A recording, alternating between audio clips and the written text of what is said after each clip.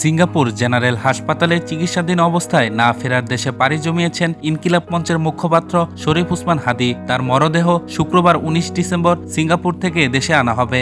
Dhaka medical college হাসপাতালে neuro surgery বিভাগের চিকিৎসক ও ন্যাশনাল হেলথ অ্যালায়েন্সের সদস্য সচিব ডক্টর মোহাম্মদ আব্দুল আহাদ বিষয়টি নিশ্চিত করেছেন। এর আগে বৃহস্পতিবার ১৮ ডিসেম্বর রাতে ওসমান হাদীর ভেরিফাইড ফেসবুক পেজেও ওসমান হাদীর মৃত্যুর বিষয়টি জানানো হয়। রাত ৯টা ৪৪ মিনিটে দেওয়া ওই পোস্টে লেখা হয়েছে, ভারতীয় আধিপত্যবাদের মোকাবেলায় মহান বিপ্লবী ওসমান হাদীকে আল্লাহ শহীদ হিসেবে কবুল করেছেন।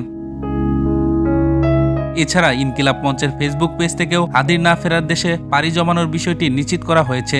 অন্যদিকে ঢাকা মেডিকেল কলেজ হাসপাতালে নিউরো সার্জারি বিভাগের চিকিৎসক ও ন্যাশনাল হেলথ অ্যালায়েন্স সদস্য সচিব ডক্টর মোহাম্মদ আব্দুল আহাদ এক ভিডিও বার্তায় হাদীর মৃত্যুর বিষয়টি নিশ্চিত করেছেন। ভিডিও বার্তায় তিনি বলেন, জুলাই অভ্যুত্থানের বলিষ্ঠ কণ্ঠস্বর শরীফ ওসমান হাদী ভাইকে মহান আল্লাহ শহীদ হিসেবে কবুল করেছেন। সিঙ্গাপুর জেনারেল হাসপাতাল থেকে আমরা জানতে পেরেছি হাদী ভাই আমাদের ছেড়ে পরপারে চলে গেছেন। আল্লাহ তাকে শহীদ হিসেবে কবুল করুক। অভ্যুত্থানের পক্ষের শক্তি যারা আছেন সবাইকে এই বাংলাদেশের পক্ষে থাকার আহ্বান জানাচ্ছি এবং হাদী ভাইয়ের পরিবারের পাশে থাকার আহ্বান জানাচ্ছি।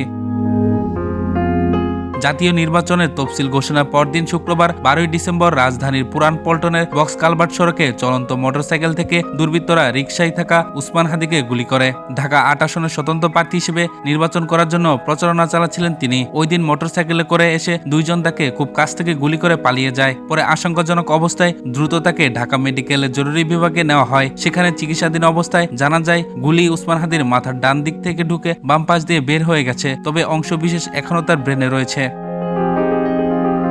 এই অবস্থার মধ্যে পরিবারের ইচ্ছায় তাকে রাজধানীর এভারকেয়ার হাসপাতালে স্থানান্তর করা হয়েছিল। সর্বশেষ সোমবার ১৫ ডিসেম্বর দুপুরে উন্নত চিকিৎসার জন্য এয়ার অ্যাম্বুলেন্সে করে সিঙ্গাপুরে নেওয়া হয়েছিল ওসমান হাদীকে। সেখানে চিকিৎসাধীন অবস্থায় না ফেরার দেশে পাড়ি জমিয়েছেন তিনি।